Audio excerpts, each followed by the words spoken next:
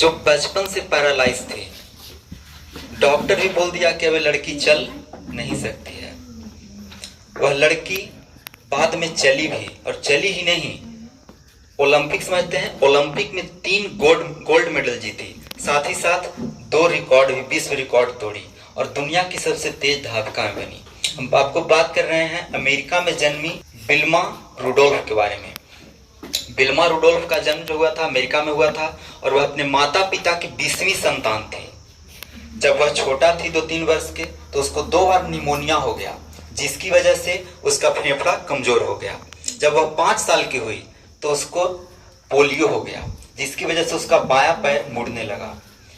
Doctor के पास उसको लेकर गए, डॉक्टर उसको ट्रीटमेंट किया। धीरे धीरे उसको पोलियो जो है पैरालाइसिस में बदल गया और डॉक्टर बोला कि अब यह लड़की कभी नहीं चल सकती है। लेकिन उसकी माँ बोली कि नहीं, तुम चल सकती हो। उसकी माँ एक हॉस्पिटल में 50 किलोमीटर अपने घर से दूर लेकर जाती थी, जहां उसको 4 घंटा ट्रीटमेंट चलता था और डॉक्टर उसको पैर के जो हड्डी थे उसको पकड़ करके सीधा करने का प्रयास करते थे और सप्ताह में ट्रीटमेंट 2 बार होता था, जिसमें विल्मा रुडोल्फ को काफी ज्यादा दर्द होता था और दर्द को सहना भी पड़ता था।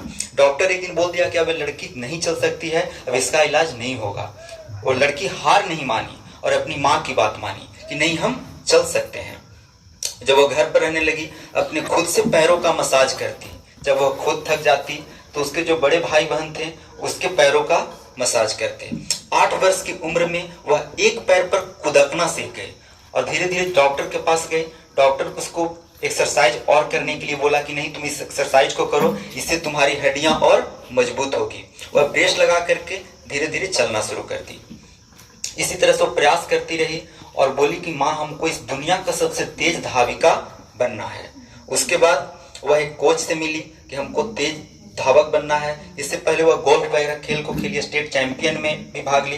तो टेनेसी यूनिवर्सिटी का जो प्रोफेसर था, जो कोच था, वो उसको गाइड करने लगा। 1956 के जब ओलंपिक हुआ तो उस ओलंपिक में वह भाग ली, लेकिन उसमें सक्सेस नहीं हो सकी और 200 मीटर की रेस में पहली बार ही बाहर हो गई। ओलंपिक 4 साल के बाद होता है। वह काफी निराश हुई क्योंकि उसका कोच उसके प्रति मेहनत किया था, उसके बाद माता पिता भी काफी मेहनत किए थे, वो भी प्रयास की थी। वो काफी ज्यादा निराश हो गई, लेकिन अपने आप को हार नहीं मानी क्योंकि जान रही थी कि 4 साल के बाद पुनः ओलंपिक खेल होगा। 1960 के बारी आता है। इससे पहले वो काफी ज्यादा मेहनत की, प्रयास की और 1960 के ओलंपिक में 100 मीटर के रेस में, 200 मीटर के रेस में और 400 मीटर के रेस में 3 गोल्ड मेडल जीती और दुनिया के 2 विश्व रिकॉर्ड को भी तोड़ी और दुनिया की सबसे तेज धाविका बन गई। इसकी कहानी से हम लोग को एक चीज सीख मिलता है, हम लोग को कभी भी जीवन में अपना हार नहीं मानना चाहिए।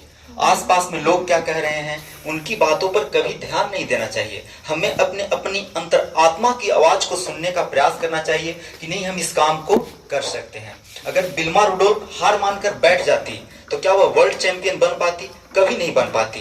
लेकिन हम लोग क्या होते हैं, थोड़ा सा समस्या होता है कि हम लोग हार मान लेते हैं कि यह मुझसे नहीं हो पाएगा। तो ऐसा हम लोग नहीं करें, प्रयास करते रहिए, मेहनत करते रहिए और अपनी अंतरात्मा की आवाज को सुनिए।